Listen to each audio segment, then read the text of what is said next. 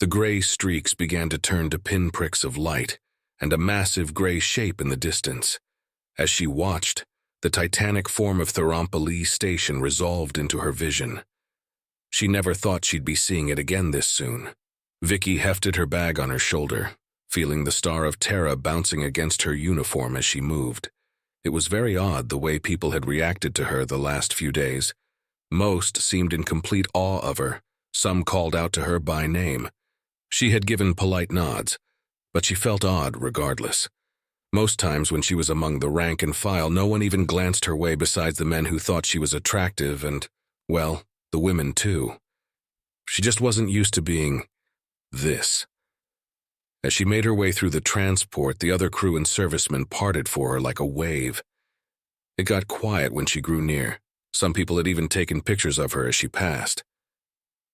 "They'll never believe I saw Victoria Brandy," she had heard more than one person say in different wording too many times to count.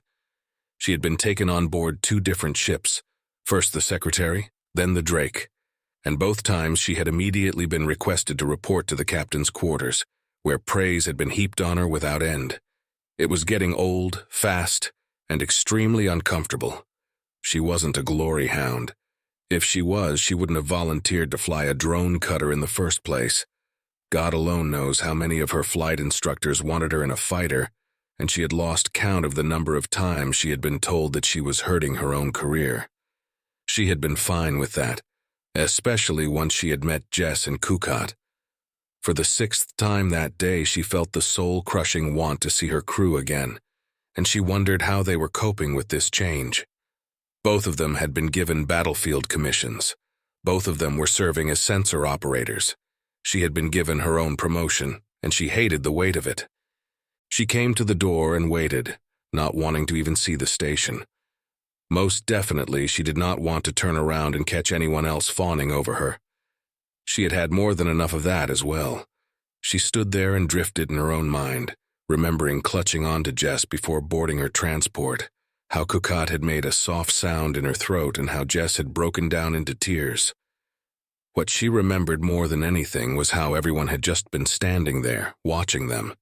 They had actually clapped when the 3 of them said goodbye to each other.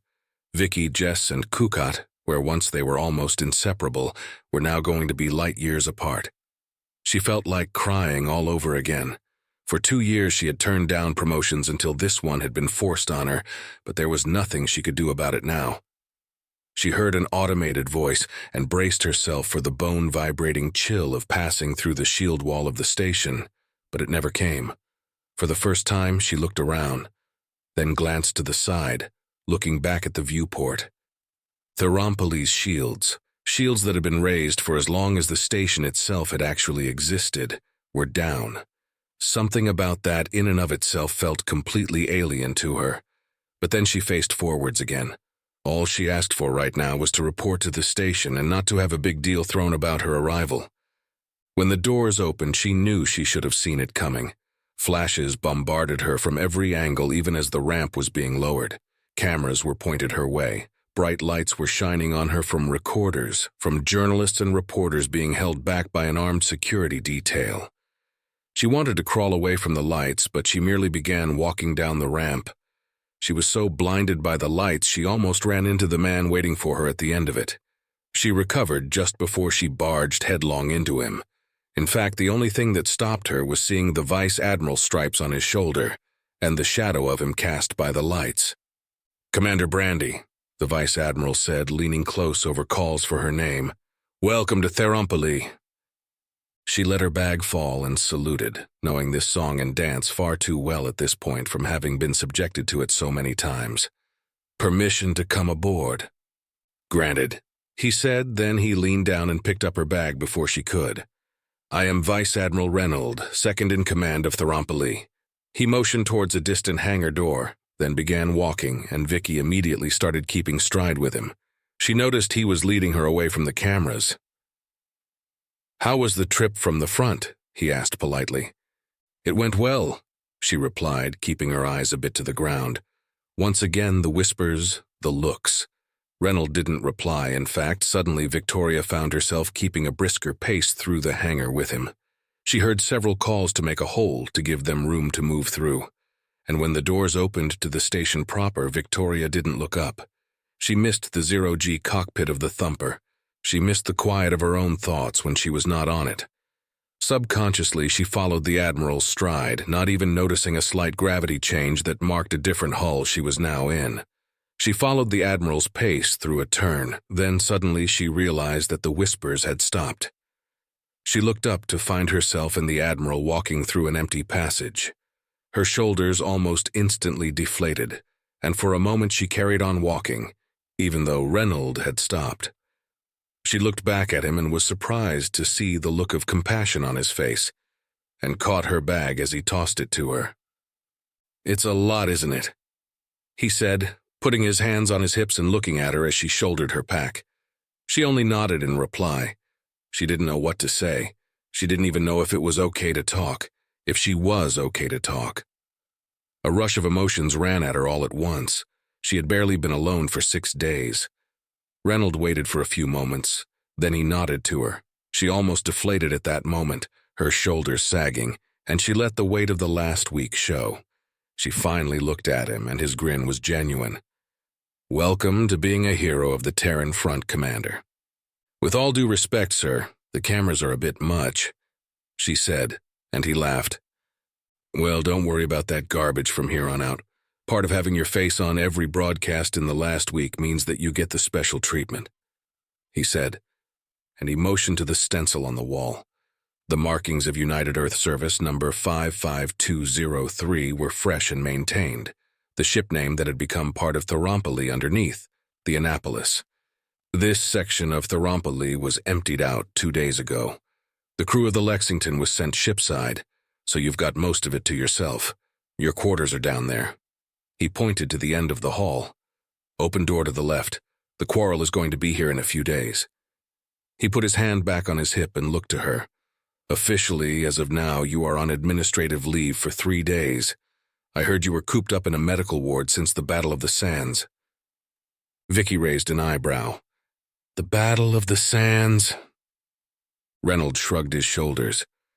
"Something about the planet in the system, how it was just a desert. Some journalist said it, and it's kind of stuck now." He motioned towards her room with his chin. "Anyhow, you'll have some privacy. Your station has a few numbers on it if you need something. Food, new linens, a few ground pounders to toss out anyone with a camera." He turned and started walking away. She smiled at his back.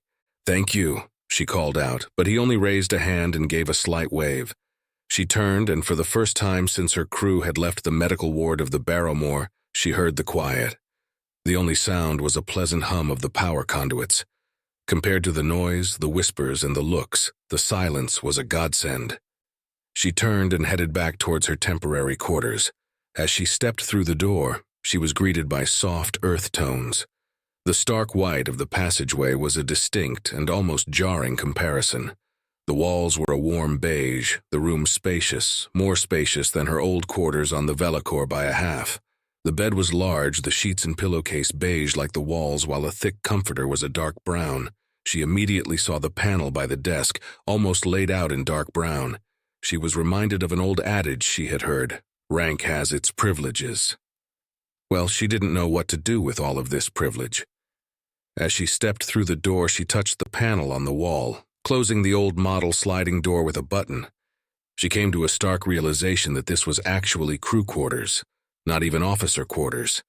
The sheets and other accessories of the room, they were relics too, or at the very least faithful recreations, from a time before humanity had been forced to sacrifice comforts for survival. She put her pack on the desk, then looked around the room.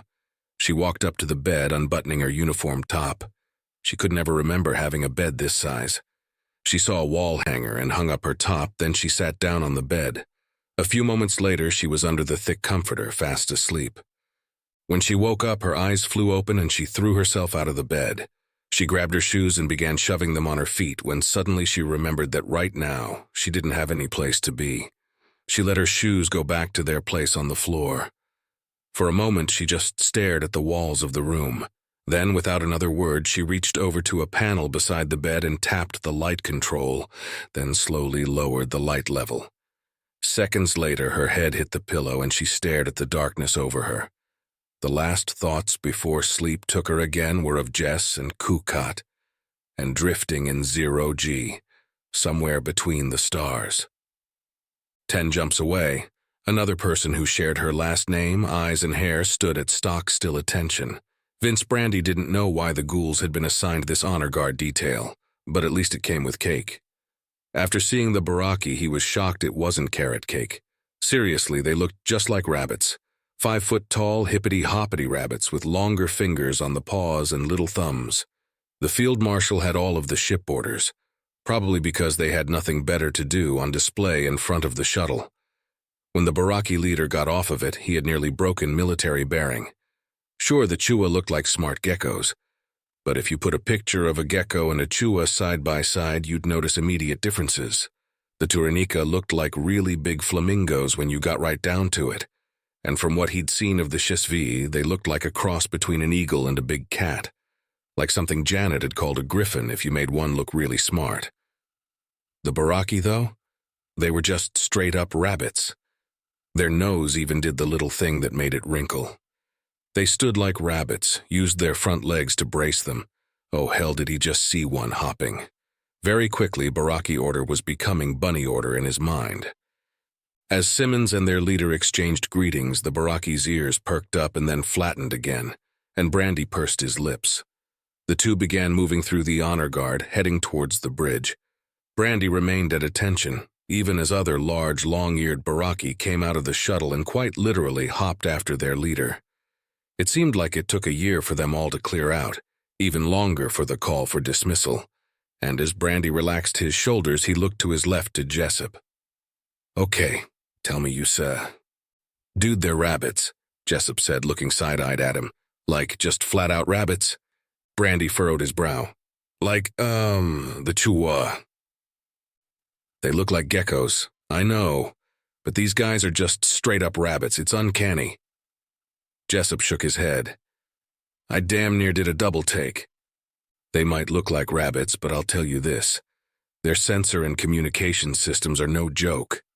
Another voice chimed in, which made both Brandy and Jessup turn. Someone from the Gravediggers by the patch on their arm. "They can pick up anything, and I mean anything. At least that's the rumor."